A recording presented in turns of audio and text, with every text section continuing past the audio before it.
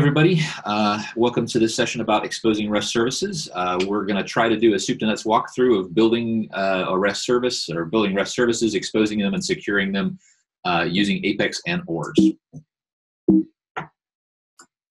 Of course, with everything that we do, we need to put out the safe harbor. You know, basically what we're saying here is what we know and is true to everything that we understand. You shouldn't create or make buying decisions or purchases based on this, but we're going to do our best to give you the best information possible. Just a quick introduction to myself. My name is Doug Gault. I'm a consulting member of technical staff here at Oracle. I've been working with Oracle for a very long time and started with before the web was even a thing. So I've been doing this a long time. And I credit Application Express, HTMLDB as was kind of saving my career, because I was an old PL SQL and Forms developer and was really tired of kind of what I was doing. I either had to choose the management path or kind of switch over. And some of you on the call may remember that at one point I was actually trying to decide whether I wanted to give it up completely and go to Costa Rica and buy a hotel and just completely give up IT. But then I found HTMLDB, and my path has been set ever since.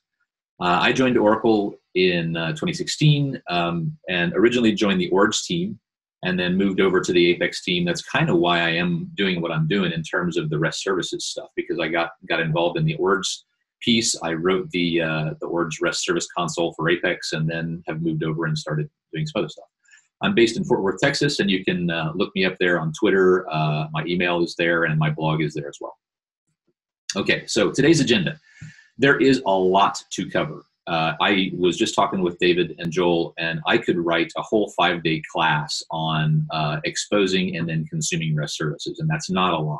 There's enough to see out there and understand that you could spend an entire week and to do a deep dive on this. So what we're going to do is we're going to try to hit the high points and then just show you what really you can do with this. So we're going to do a very brief overview of what REST is, a very brief history of REST in terms of Apex and ORDS, a very high-level view of what ORDS provides in terms of APIs and views and that kind of stuff.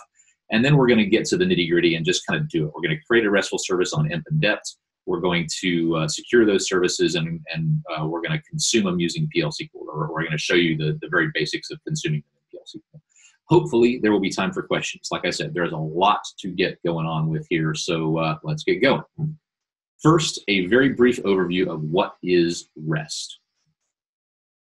REST stands for Representational State Transfer, and it's basically an architecture that allows two computers to talk to each other using HTTP. And most of the time, the data is transferred back and forth between those two systems using JSON, sometimes XML, but mostly a JSON format, which is basically a textual format that is kind of an object notation. The great thing about REST is that the two participants in that, the caller and the exposer, or the caller and the provider, don't have to have really anything in common except the ability to talk over HTTP. They can be using different languages, different databases underneath the covers, different architectures. One can be in the cloud, the other can be on premise. It can be completely disparate systems. It really doesn't matter. The main tenet being that the service being called must be reachable by the caller via HTTP, and that's really it. And there's an underlying kind of key in there, especially when you're talking about databases, because obviously calling out from your database, especially from 11G and forward, means that you have to have access control lists and wallets and all kinds of stuff for security. We'll talk about some of that a little bit later. So more or less, REST allows computers to talk to each other. A request response, very much, because it's over HTTP, it's just like an HTML page. Someone sends a request, they get a response back, and that's it. REST communicates over HTTP, therefore it uses the standard HTTP methods. What's interesting about this is that they kind of relate to what you're used to in SQL.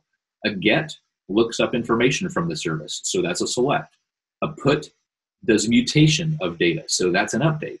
A POST creates new data, that's an insert. And the delete is pretty self-explanatory. For more in-depth information on what REST is, how it was defined, why it was defined, the limitations of it, what is REST and what isn't REST, there's a great URL here, restfulapi.net. That's a great start. And it has links off to all kinds of other things, but Google is your friend. This is a great place. So now a very brief history on REST, Apex, and ORDS.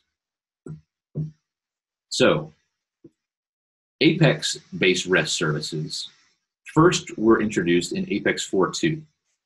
And this stored its definitions in the Apex metadata repository, just like everything else, just like your pages and regions and whatnot. And this remained the way to create REST services in Apex through version 5.1. Now, it may have used Apex Listener or ORDS under the cover to expose those REST services or to serve those REST services, but the definitions were done via an Apex screen, and the metadata was stored in the Apex metadata services tables. ORDS first introduced REST services in 2.0, and it also tried to piggyback on the same definition tables that Apex used. So it originally stored its metadata in those same tables. But because people started wanting to use ORDS separately from Apex, in version 3 of ORDS, they introduced the ORDS metadata repository and kind of split off from that. So for a while, there were two ways that you could define REST services, the Apex way and the ORDS way. Still served together by ORDS, but there were two definitions, two places where definitions may have been stored. As of Apex 18.1, the Apex-based RESTful services have been deprecated, and therefore ORDS metadata, or the ORDS central repository, is the single repository of record moving forward. So therefore, you should migrate all your Apex-based REST services to ORDS. You should develop any new services using ORDS, and in the future, it's very possible that the Apex RESTful Services console to define REST services will be removed completely. Right now, from 18.1, it's read-only. But further on down the line, it may be removed completely from there. So you can't even look at your old REST services. A little bit about ORDS. It's a fully supported feature of the Oracle database. If you have a license for the database, it covers ORDS. And technically, ORDS is all you need to expose REST services. You don't have to use Apex. Apex is the definition screens in Apex are basically a thin veneer over the top of the ORDS APIs, and I'll show you that as we go walk through these. So ORDS provides a set of PL/SQL APIs to manage the REST endpoints, to define REST service modules and handlers, to define the security, and actually to automatically REST enable certain database objects.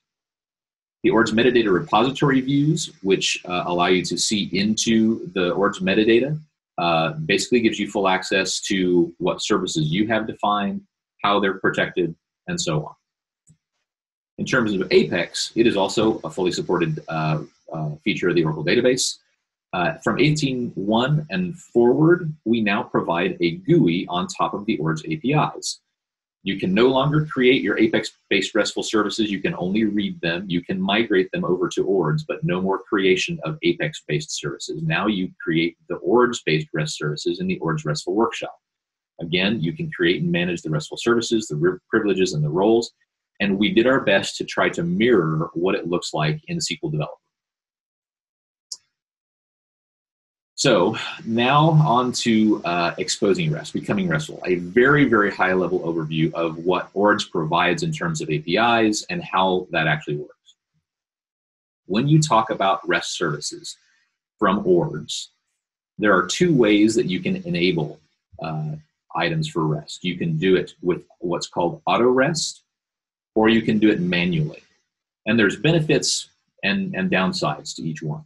So let's talk about AutoREST. This is the concept of basically making a database resource available via ORDS with zero code. You basically just say, I want to enable table depth, and it creates a whole API on top of it in REST that allows you to expose that table externally. You can expose tables, views, packages, procedures, and functions. Those are the types of database objects that are exposable through AutoREST. Now, if you're a purist, you'll say that the packages, procedures, and functions are not actually REST endpoints. They are remote procedure calls, and you'd be right. Basically, it's a HTTP way to go and execute those procedures and get back some information. With AutoREST, you sacrifice flexibility and customizability for the ease of its creation. There's no way to customize the individual columns that are included or the data format of the JSON. You get what you get. And there's no way to introduce extra validation logic. For instance, if you want to validate something before someone deletes anything, not possible with AutoREST. It's just what ORDS gives you. Manual REST service creation, on the other hand, requires you to specify the SQL or PL SQL that supports whatever actions are required, whether that's an insert, an update, a delete, a select, whatever.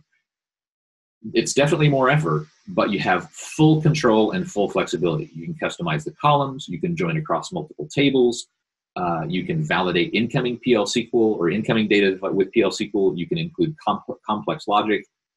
Basically, that's it. So you choose your way, AutoREST or manual. Anything complex, I'd suggest you go with the manual side. If you're just wanting to expose a little bit of data, select only, then do it through a view with AutoREST. But in both cases, AutoREST or manual, the first thing that has to happen is you have to ORDS enable your schema. And what this does is it registers your schema with ORDS to say, hey, this schema is allowed and ready to expose REST services. Unless your schema is enabled or registered with ORDS, you won't be able to serve REST services out of it. Now, when you start to talk about REST services, the very first thing you come up against is a bunch of buzzwords, right? A bunch of nomenclature that you need to know. And here's a very brief example or description of what those are. You see the URL down below. The server is self-explanatory. That's the server that is exposing the web service. Then you get down to the next thing, which is the ORDS alias. This is the alias for the ORDS engine itself, the ords.war file that gets deployed. And often this is defined at the web server level.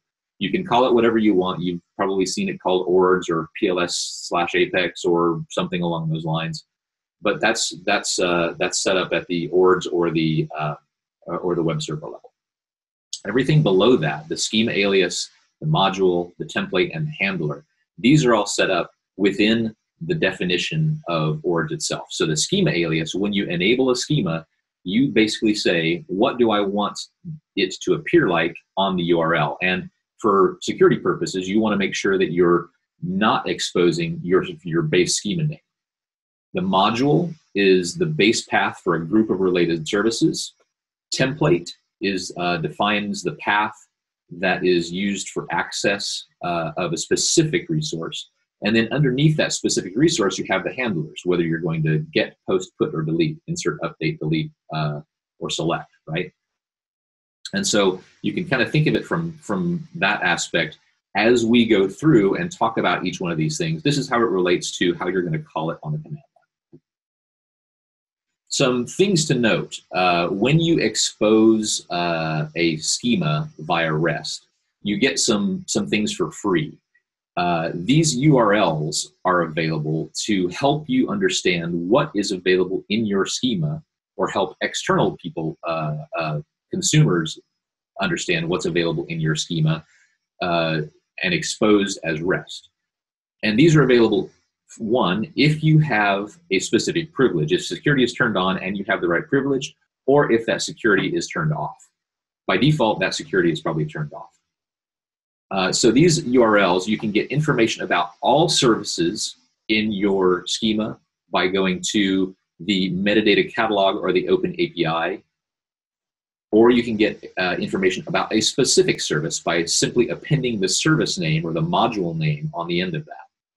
I'll show you that in a little bit, but this information is really useful. One of the things that I would suggest is the original metadata catalog is kind of old school stuff. The open API catalog should be preferred. This is much more complex and a much more robust description of what is available. It also gives you information about the methods that are available for each service. And you can pump that through a Swagger interpreter and actually get full Swagger documentation if you want to. So from ORDS aspect, let's look at what APIs are out there, just at a very top level. So the enable schema, or the schema level stuff, and allows you to enable, disable, set the alias for and completely deregister your schema. So the enable schema allows you to enable or disable. You basically say enable true or enable false. Drop schema or drop rest for schema basically deregisters your schema from ORDS. Now you got to be careful with this one because it also deletes all of the current REST definitions. So it will completely deregister and completely out. It's like dropping a schema from the database. Everything REST related will be dropped. To enable an object specifically, we have an API for that. The next two, define service and the define module and template and handlers or whatnot, there's a shorthand and a longhand for this, and I'll show you this a little bit later, but basically this is what allows you to manually define the services. So you define the module and then the template handler and any parameters you want. Then for security, you have creating roles, deleting roles, renaming roles, and then defining privileges, renaming them, and deleting privileges. And we'll talk about how all those relate to security here in a little bit. So the first thing that we need to do is enable a schema for ORDS before we can do anything else. So let's look at the API to do that. Basically, we say ords.enable schema. We give it whether it's enable or not, you give it a true or false. You give it a schema name. Give it a mapping type, and base path is what you use 99% of the time. The URL mapping pattern, this is the alias of, this is what's going to appear in the URL. And then whether or not you set AutoREST off on. Now, a note about that AutoREST off. This does not mean authorization on to access the resource. This is only authorization to access the metadata about a resource. That fools a lot of people, so be careful about that. So what this does is it makes ORDS aware that the schema exists and that it may have 0 to many resources exposed. And you only need to do it once per schema. You really don't need to do it every time you define a new resource. It really just is something that you do once. In Apex, basically we have a screen for that. You go to the SQL Workshop and go to the RESTful services in the ORDS RESTful Workshop, and there's a button that you press, register schema with ORDS, and it pops up an ORDS schema attributes dialog. And in that dialog, you're asked some questions that directly relate to the underlying API. You're choosing your schema in the upper right. You're saying whether you want it enabled or disabled. You're telling it what you want the alias to be, and you're telling it whether you want the metadata access to be turned on or off. So it's pretty simple. That's it. Just a veneer over across the top. So very quickly, what we're going to do is we're going to go and look at that. I have running on my laptop a little VM that has Apex 19 and ORDS 19 installed on it. So I'm going to go to SQL Workshop, go to RESTful Services. Now I have some old Apex-based REST services installed. So it's giving me the choice of going to view and migrate my old ones or go to ORDS. I'm just going to go to the ORDS side, and you'll see here that nothing is turned on. It basically says the schema is not registered with ORDS. To do this, I just click my button.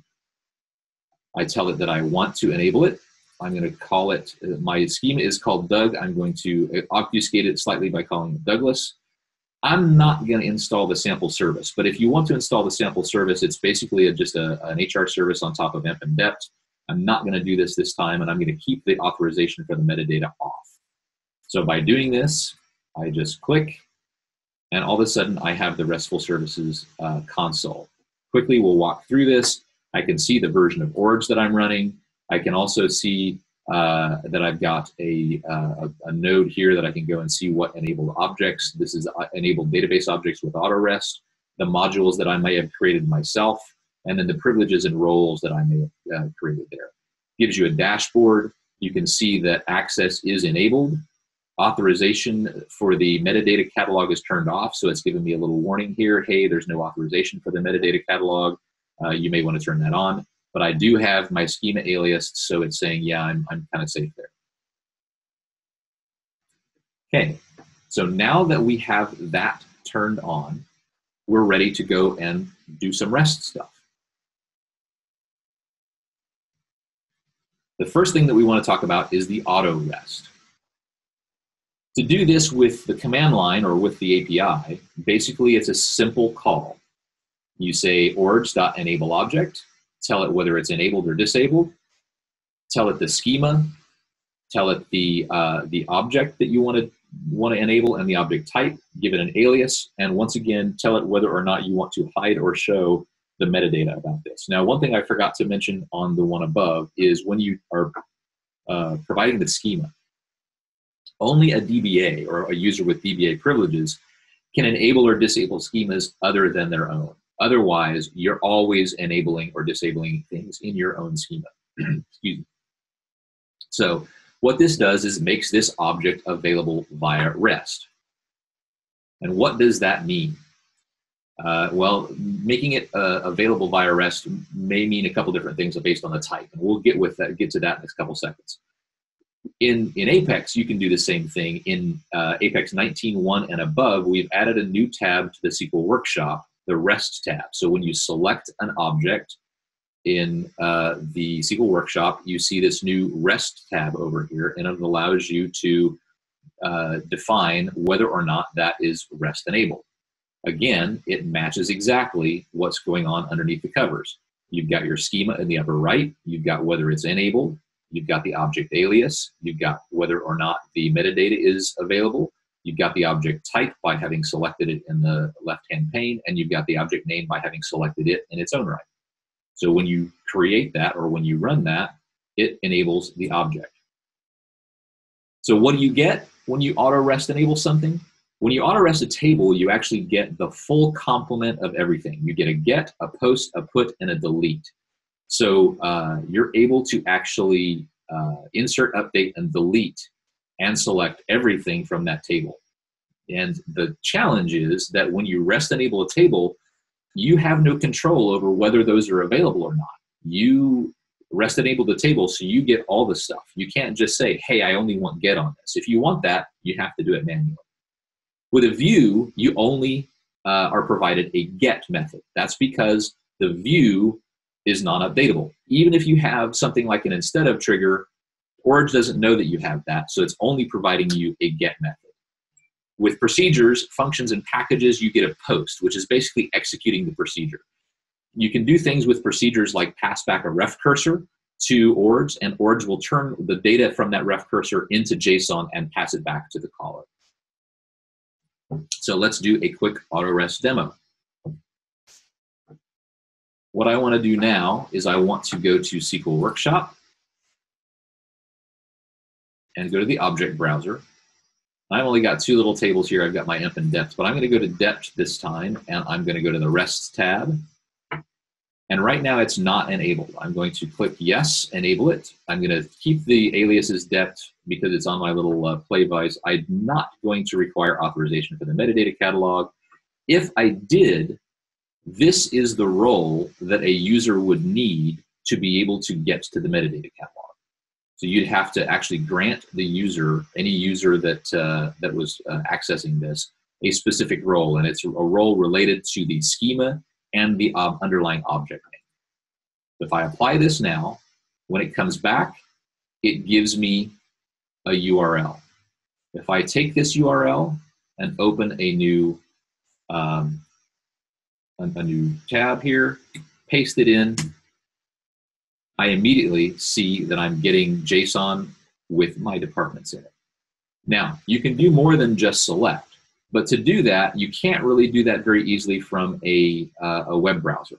So to do that, I'm going to use something called Postman. And this is basically a free little tool that you can get that allows you to test and develop with web services. And what I've got here is I've got my get from depth. And so basically it's saying here I've got a get, I've got my URL, and I don't have anything else defined here. I'm just saying go and run a get on this URL, and if I send it, it'll bring back the data. And we can see that we have 4 departments, 10, 20, 30, 40. The neat thing about this is that with ORDS, it automatically provides the ability to get a specific department simply by appending the ID, the primary key, on the end of it. So here, if I say I want to go and get department 10 and send it, it's only going to bring back the data for department 10. In this case, the next thing we want to do is to do an insert. I want to create a new department. To do this, an insert is related to a post in terms of HTTP. So I basically say I want to post to this URL, and I want to provide what the data is. So to do that, I provide the data based on a JSON document in the body of the call.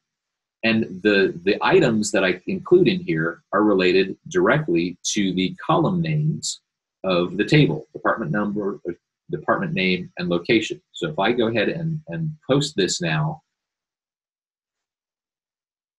you can come back and see that it says 201 created, and it passes me back the record to say, hey, things were created in exactly the way that you told me to. And, oh, if you wanted to go see it, here's where you could go see it. And if you wanted to get some metadata about it, this is where you could go get some metadata about it. Okay, well, let's say that I got this wrong, and I'm in Fort Worth, and I want this to be a Fort Worth. So if I go and try to update this, updates are a put. So a put to that same location, but giving it 99 for the ID, and I'm going to say I want the location to be Fort Worth. If I say the location is Fort Worth, that's really the only thing I want to change, right? So that's the only thing I need to push across. If I send, something went wrong because now my department name is null. This is a problem or a feature, an undocumented feature about the way that the ORDS APIs work. When you update using the ORDS APIs, the ones that they give you with AutoREST, you have to pass across all of the things in the record, including the things that you have not changed. So what you would have to do is you'd have to query the record, change the things that you want to change, and push back the entire record to do that. So to do that here with the body, if I wanted to change the just this to Fort Worth, I'd have to push back technology and Fort Worth. You don't have to push back the primary key because that's been being pushed across on the URL. If I send it now, I can see that, oh, good, it got everything back the way that I want it to. And I can go query that over here, and it would give me back just that number. If I wanted to delete, once again, you've got a delete option, the delete method. You say, I want to delete number 99. Send it, and it shows back that you've got one row deleted. So it's nice that it gives you that for free, but there are some downsides to that, right? The other thing that's interesting about this is that if you were to go and try to update a record that does not exist, I've deleted number 99 now, right? If I go and say I want to update a record that does not exist and send it, I would expect it to tell me, hey, the record doesn't exist. It doesn't. It says, okay, I didn't find it, so I created it for you. Aren't I friendly and nice? That's something to watch out for too. All right, I'm gonna go ahead and delete that so that gets out of there. So this is AutoREST in a nutshell, basically kind of what it gives you, and it's a very high level. I didn't do any packages, procedures, and functions. That's a little bit more in depth, but there's some really good documentation, some good blog posts out there for that kind of stuff.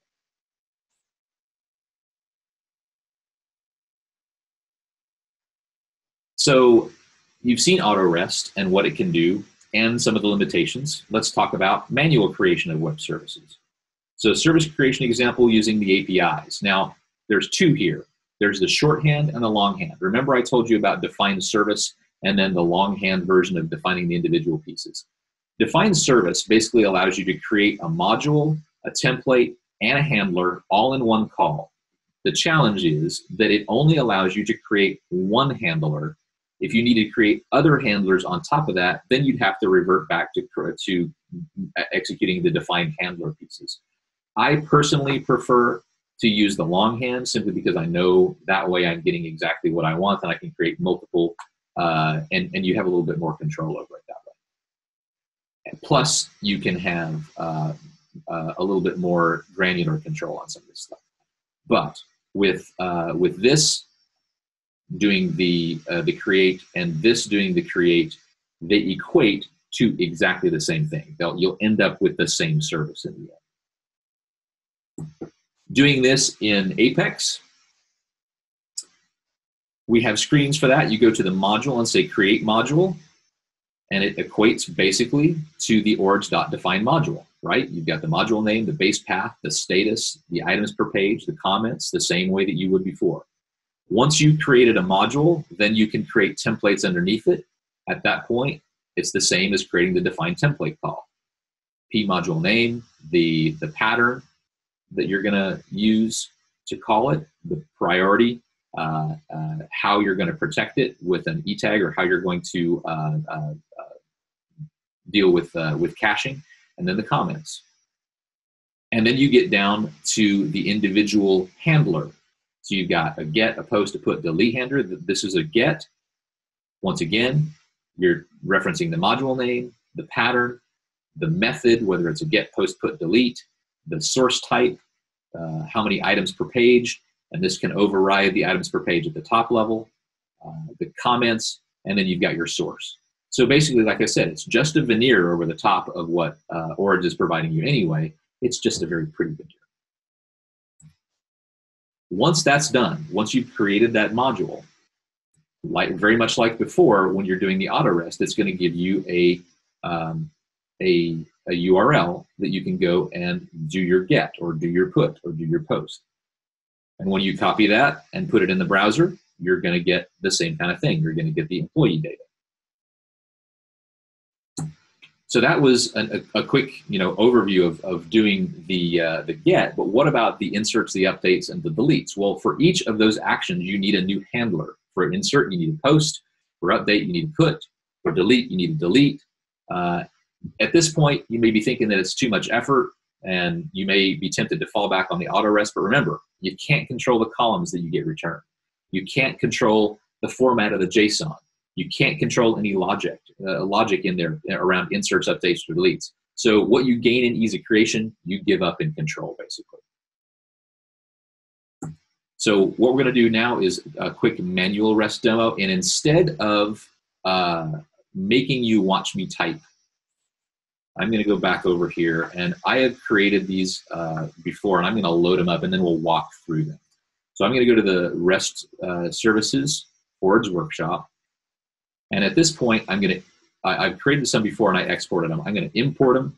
So I'm going to go choose my file at my desktop, and I'm going to get this REST service definition and import it. Now, this is what I consider a pretty simple REST service across the top of the env table. So if I go and look at these, what I've got as my module is I've given it a name, and we'll need this name later when we talk about security.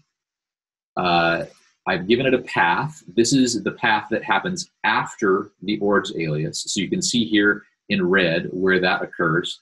So you've got the ORDS alias and the schema alias, then this thing, whether it's published or not, the pagination size, and that's how many records get returned per batch that you call, and so on. And so at that point, you can go look at the individual methods or templates that are underneath it.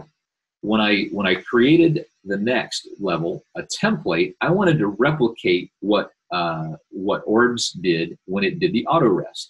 I wanted to be able to call HR/employees by itself and get all employees, but I also wanted to be able to append that employee ID at the end of it to be able to call it that same URL and get a specific employee. So what you can do is when you create a URL or create a URL template, you can add your ID, your bind variable there, and follow it with a question mark, and that says it's optional. It doesn't need to be on the URL. So, but we do need to take care of that when we're talking about all the different things like the get, the post, the deletes. We need to understand whether it's being passed or not. All right. So at this level, basically what this is doing is saying, here's the URL or the part of the URL that you're going to have to call to get to these individual handlers. So let's first go through the individual handlers. Let's go select first, which is the get. This is pretty simple. We're just going to select all things from emp. But because we have this optional item on the end, we want to basically say, I want to get the items from emp where the employee number is equal to the ID that was passed, or the ID is null. If the ID is null, we get everything. If we send in an ID, we only get the thing that we chose. All right, so there's the select. Let's do an insert. That's the post. Once again, it's under the same the same template, but the code is a little different. So what I'm doing here is I am doing insert into the employees table, and I'm using bind variables here in the insert. Now these bind variables will come across as part of the JSON that I send as my request. ORDS is really smart, and it says, okay, for each element in JSON that I find, I'm going to create a bind variable you can use in your select statement or in your SQL, and that bind variable will hold the value of whatever it was in the JSON. And now what I'm doing here is I'm saying that if my insert works, everything works, I'm going to create a status. I'm going to assign a status of 201. Now this is an HTTP status that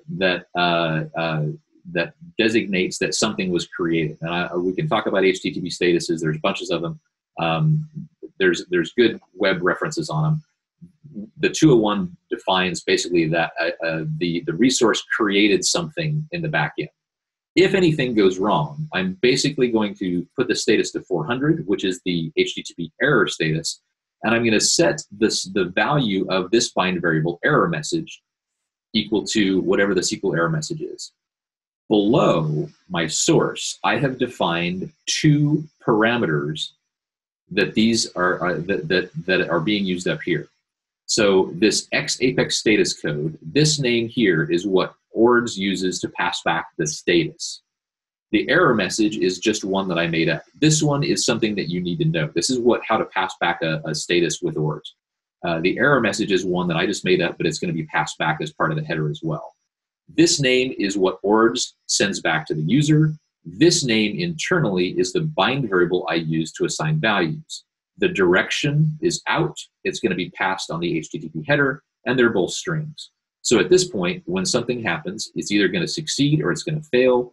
And I'm going to if it fails, I'm going to pass back the SQL error message. We'll look at that just a little bit later. Okay, we've got the insert. Let's do the update. The update is a little bit different.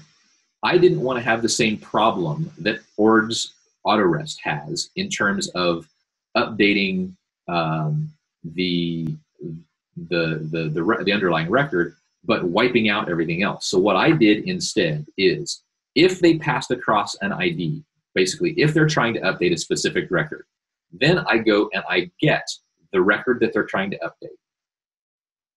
Then I update that record, and I basically say I want to set the value either to the name that got passed across, or to the value that got passed across in my JSON, or if that's null or missing, then pass across or use the existing value. So I'm just using a simple NVL and using the record from my cursor to say, okay, if they didn't pass it across, then they didn't want to change it, so just use it. When I finish my loop, I check to see if I updated any records. If I did, then my 200 status says, yep, success. Otherwise, if I did not find any records, if I didn't update anything, that value that they passed across for an update didn't exist. So I'm going to pass back an error message of employee not found with an error code. Unlike the AutoREST that just says, oh, well, I didn't find anything to update, so I inserted it. Wasn't I a nice guy? I don't want that.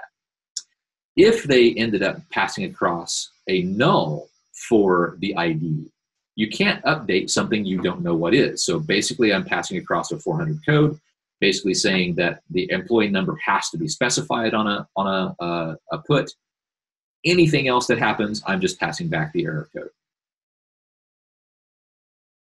With a delete, it's a little more simple. A delete is basically a delete, right? We only want to delete if they've given us an ID to delete. So if the ID is not null, then we delete. If we are able to delete it, and we basically deleted one record, or we deleted some records, then we basically say, yep, we succeeded. Otherwise, we didn't find the employee. And again, if they didn't pass anything across, then the employee number has to be specified, and we've got our error catch-all down here. Once again, on the post, the put, and the delete, we're specifying these parameters to be able to pass stuff back. Now let's go to Postman and try this out. So here's our manual REST. First thing I'm going to do is I've got my manual. I've got my HR, Douglas HR employees. That's my, my REST endpoint.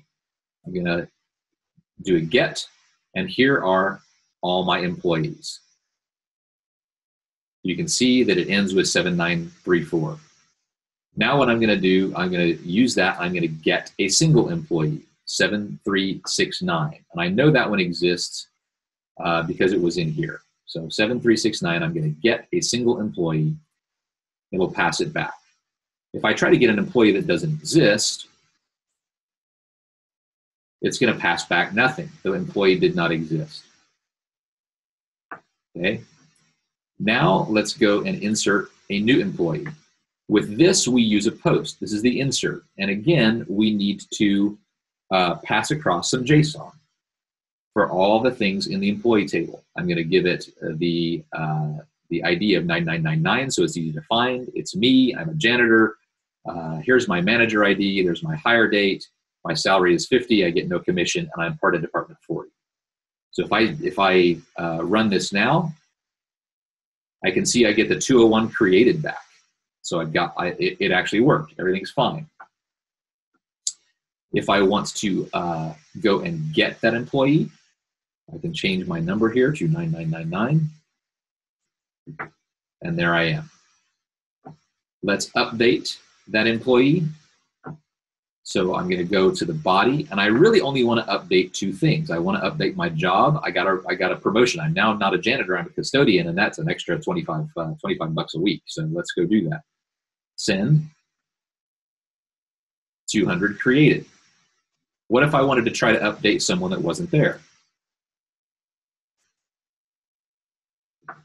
Well, I get a 400 bad request, but in my headers, I can see that the error message is there, employee not found. Or if I try to update with nothing, I can look at my headers, the employee number must be specified. All my error messages are coming back properly. All right, let's go and delete an employee. First, let's try to delete an employee that doesn't exist. Again, we get that preview, 400 bad requests. But if we look at the header, error message says employee is not found. Can't do that. If I were to go and try to delete nobody, once again, we have to say the employee number is specified. But let's just go and delete that employee 9999. I get a 200 OK. My header comes back. Everything's fine. And now if I go and try to get that single employee, same thing. I get nothing. Nothing back. So we've created a full REST API across the top of the emp table, and we've done it ourselves. Very similar to what we got from the AutoREST, but we had more control over it, and we were able to decide what would happen in certain circumstances. Okay. We are quickly running out of time here, so I got to speed up. There's a bunch of information out there on creating REST services, a bunch of blogs, Jeff Smith's blog, the Oracle Learning Library, Tim Hall, documentation, Google. Google's your friend with all this stuff. So let's talk about securing REST services. I want to get through this as quickly as possible. So I may speed through some of this stuff so I can get to some of the demos. There's a lot of moving parts in this, obviously. There's the module that you want to secure. But then there's a role, a privilege, and the client itself. All these pieces have to work together to come together to create the security on a module.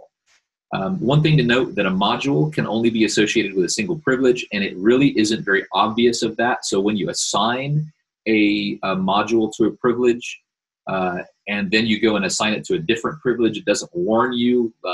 ORDS doesn't warn you at the base that it's going to another privilege. It basically assigns it to the new privilege and removes it from the old one.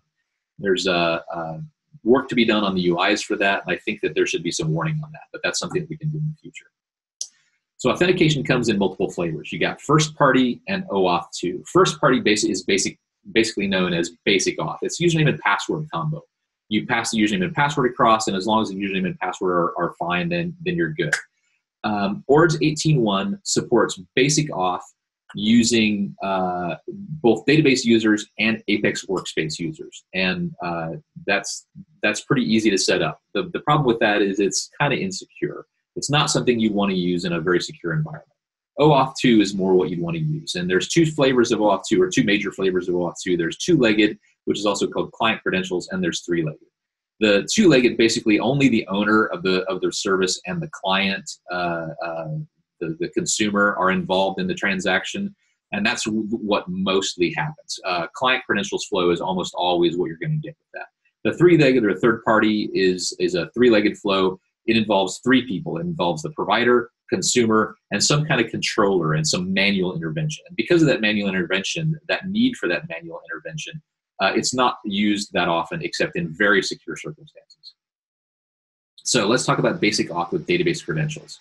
This actually requires you to change the definition or the configuration of ORDS. You've got to add the JDBC auth enabled flag to the default XML file, and you have to remove another flag from there. And you'd obviously have to bounce and set everything up. Because this is a base level change and it's either on or off for everything, it's something that you really need to think hard about. It's not necessarily advisable for security reasons that we talked about. OAuth 2 is definitely better, but it's possible. So the steps to create a database, to use database credentials there, you basically create a database user, let's call it Zeus. You create user, and then you grant session to that user. Then you'd create a database role, call it ORDS REST role 1, and you grant that role to Zeus. Now that role doesn't have to hold any privileges at all. It's just a role. What happens is when you create an ORDS role that exactly matches that database role, ORDS says, oh, this user has that database role that matches the role, the ORDS role that's protecting the resource. I'll let him through. Everything's good. So the protected service is okay. He'll be able to use that service. So there's a match there, and it has to match exactly in terms of, you know, the value or the name of that role. Apex credentials work very much the same. The Apex user credentials. There's no specific change required at the ORDS level though. So this can be used even if you don't make those changes at ORDS.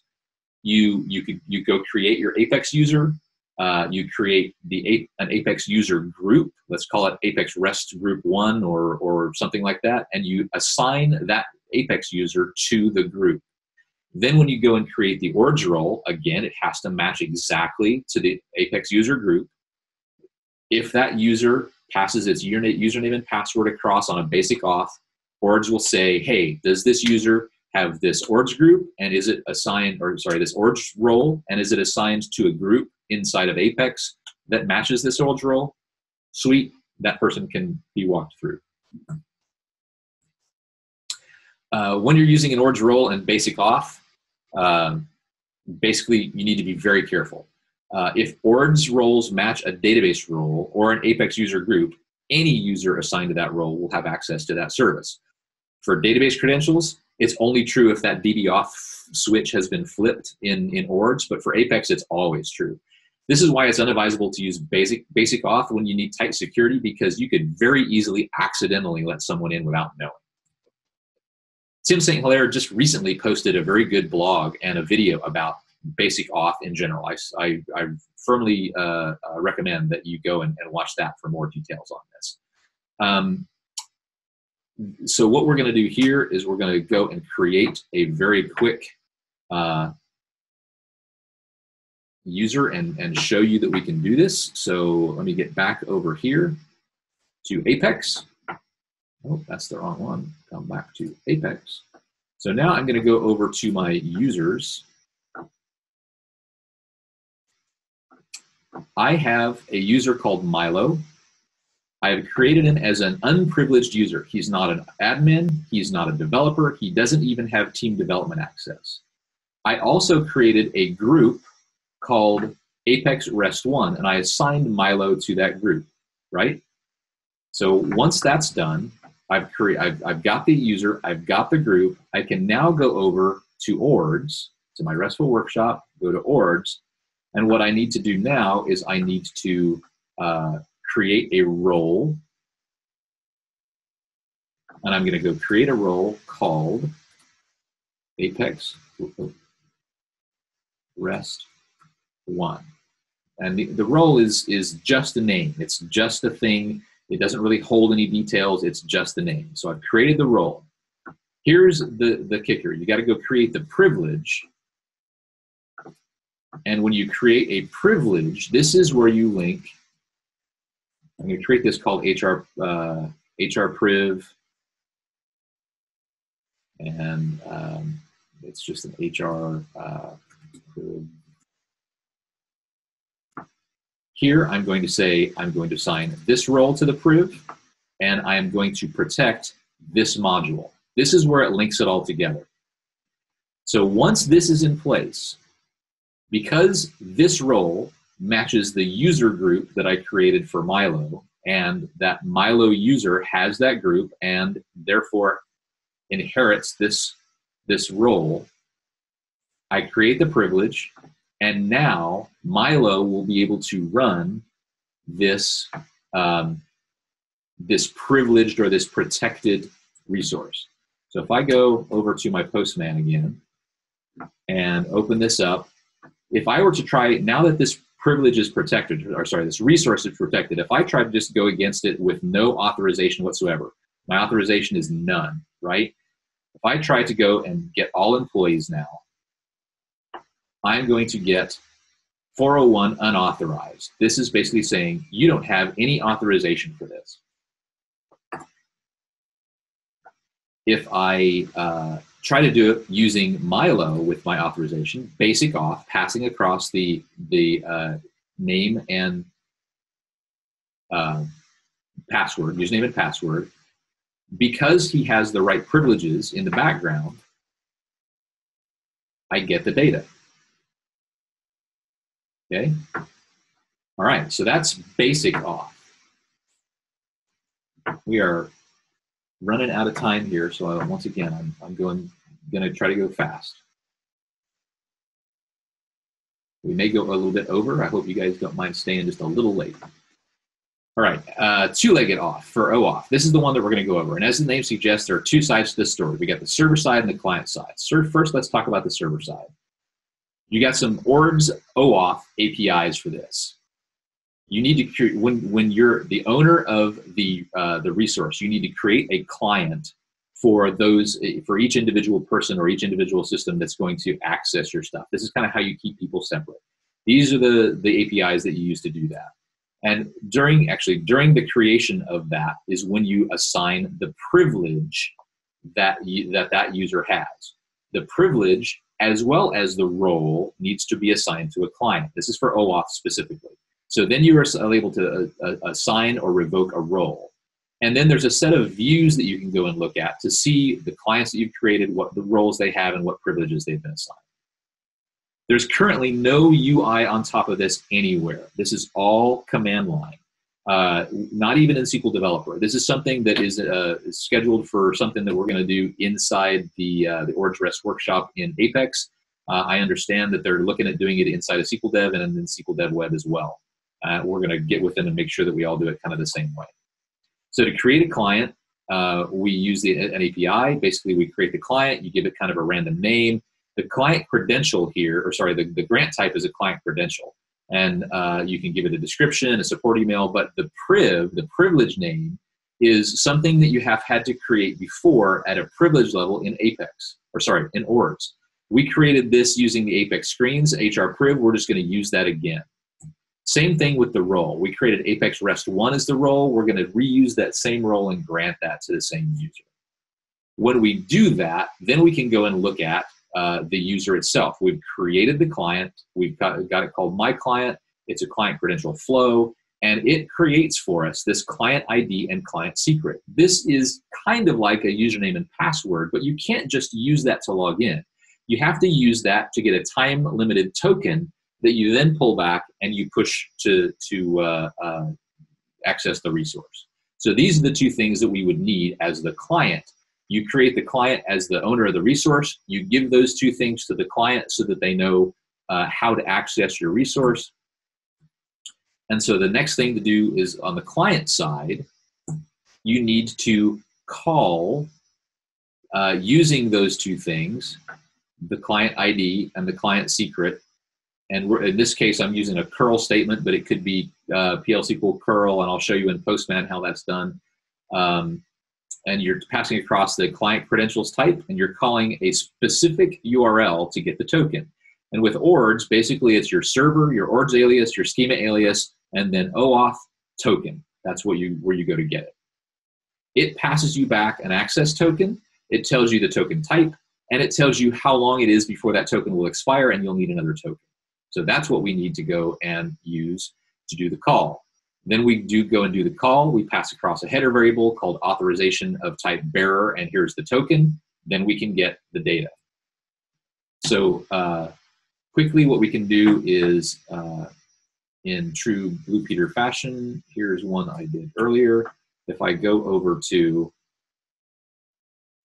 here, to my SQL workshop and my SQL commands, I'm going to run this SQL, which is basically the same as it was in the slides. I'm going to create a client and assign that client the privilege and the role.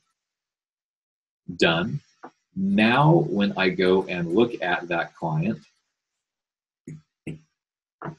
in the view, I can see that I now have a client secret and a client ID. So client ID and client secret. Now, I need these to go to Postman and run the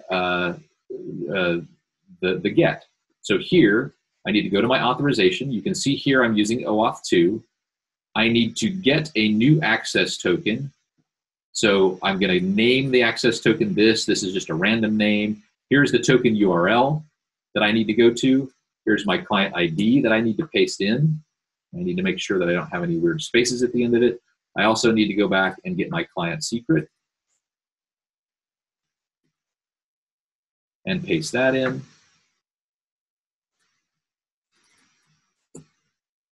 At that point, I can go and request a token. What that's going to do, it's going to go to this URL, pass across the client ID and client secret, and it's going to say, do I get a token? Yes, I have a new token. So now I can use that token for 36,000 seconds, and I can send, and now I can get that.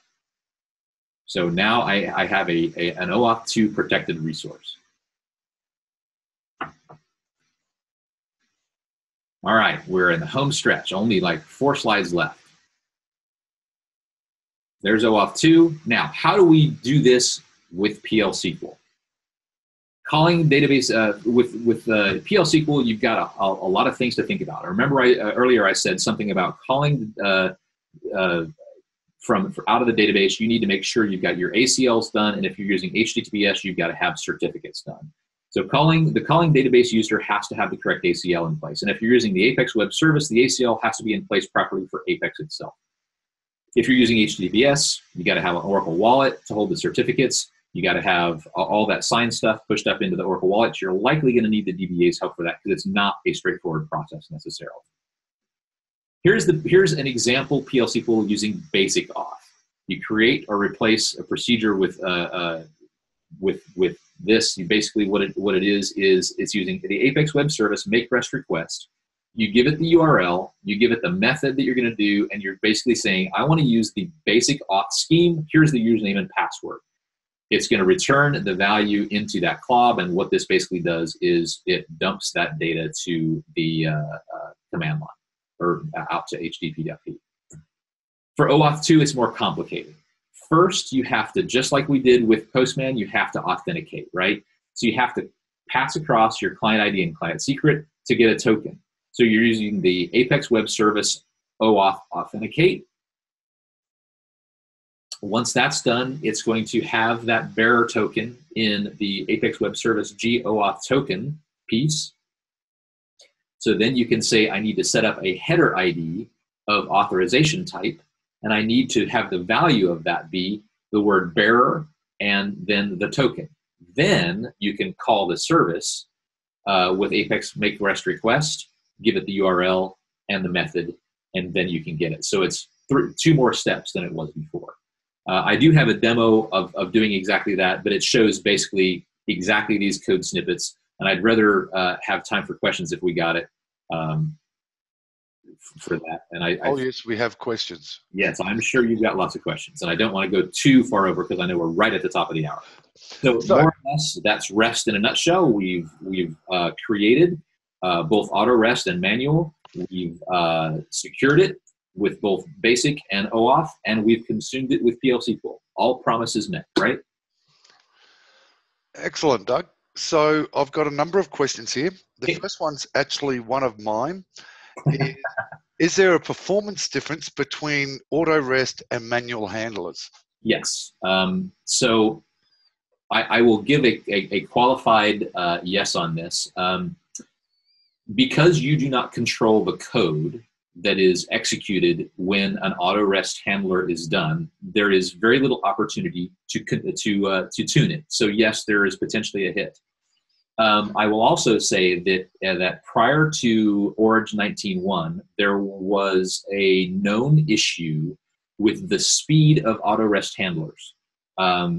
In 19.1 and above, they have addressed that issue and tuned, and they're much, much, much, much faster.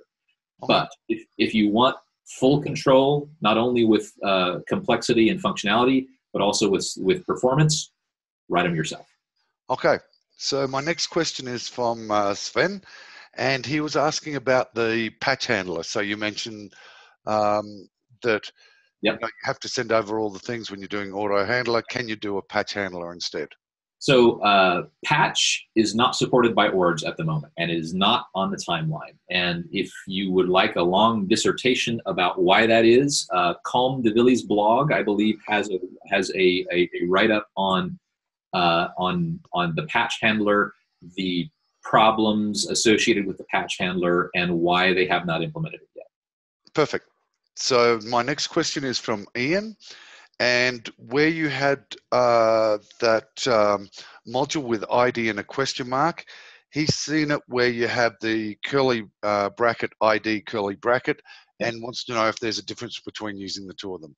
So yes, the curly braces are considered old school and are officially deprecated in ORDS. The colon syntax is more widely used across a breadth of REST services, is definitely preferred, and there's again, Colm has a very large write-up on his blog about that style of syntax, why it's better, and there's I even think that there's a white paper out there on the things that you can do with the colon syntax that you cannot ever do with the curly braces syntax. That means that you have more flexibility. Excellent. Next question is from Amir, and he wants to know if you're inserting a record, can you do a returning into? Yes, you can. So one of the things that so it would be there's one or two different ways that you can do it. You can take the insert returning into a local variable, and you can either create a header variable like I did before. Let me flip over real quick and go to the definition of the RESTful services here. Uh-oh. And it just froze. Anyway, I'll keep talking. Not so quickly. Yeah, I'll not so quickly do that. So you can either create a header variable and pass the value back in the header variable, or you can use http.p and print JSON and pass that value back in the body of the response. So either way, and it kind of, yeah, for some reason this has gone belly up. You can do it either way. There's no right way to do it. Some people prefer to pass back stuff like that in the body and only to pass back things that would be errors or status codes in the headers. It's a matter of choice and religion, I believe. So. Okay. Is there any sort of write-up or blog on that? So actually, some of the examples, there are some external blogs on that if you look, goodness. So let's just try to see if that will come back. There we go. Now it's working. I don't have any, and I don't know necessarily that there's anything that I could point to, but I know I have seen blogs that have that out there. Okay, all good. Yeah. So my next question is from Kevin, and he was asking about when the commits happen. So I assume it's an implicit commit, but could you just talk to that briefly? Yeah, so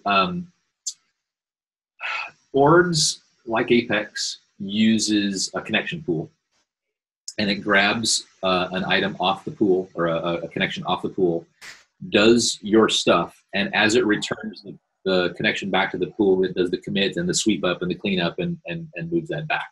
So it's basically right before it hands that. The way I understand it is right before it hands that connection back to the pool. Excellent. And another question here from Kevin is, can you support or will there be support for GraphQL? I know that is a question that has been asked before of the ORDS team, and I am trying to remember what the answer to that was. I don't know is the only answer I can give you. I know it's been discussed, and as far as I know, it is not on the immediate roadmap, but I know that question has been asked before. So sorry, I don't know the direct answer to that. Okay.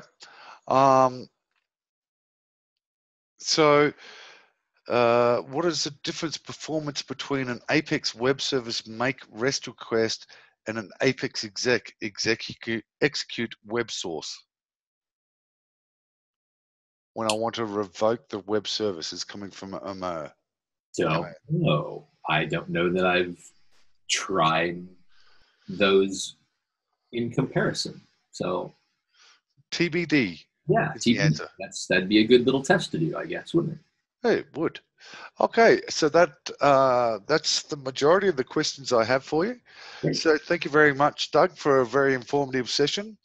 And for all of you people out there, please sign up to Apex office hours, and that way you'll be notified of when our next office hours is being conducted.